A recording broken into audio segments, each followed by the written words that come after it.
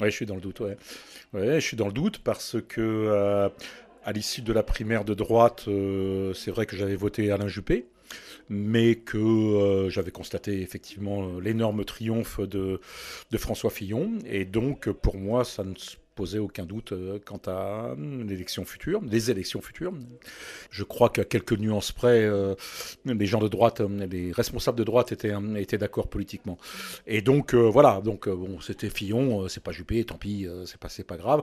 Et donc j'allais bien évidemment voter pour François Fillon au premier et au deuxième tour. Il est arrivé ce qui est arrivé.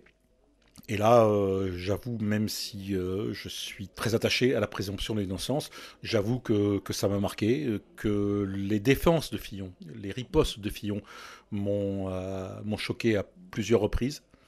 Et donc, aujourd'hui, à quelques jours du vote, je me pose la question effectivement de savoir si je vote au premier tour, soit pour François Fillon, qui correspond à ma famille politique et à mes idées, soit si je vote pour Emmanuel Macron, parce que j'ai peur effectivement d'un deuxième tour entre Mélenchon et Le Pen. Et donc, pour éviter ce genre de doute, je me pose la question du vote utile, comme on dit. Donc il y a Donc c'est deux très doutes. difficile. Oui, il y a deux doutes finalement. Il y a à la fois sur Fillon lui-même et à la fois sur la remontée de Mélenchon.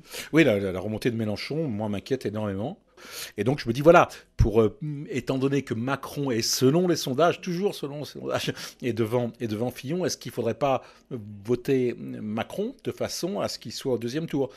Puisque au deuxième tour, dans la perspective de Macron-Le Pen, bien évidemment, je vote Macron. Alors Macron-Le Pen, vous voteriez Macron, Macron. Mélenchon-Le Pen. Mélenchon-Le Pen, je m'abstiens.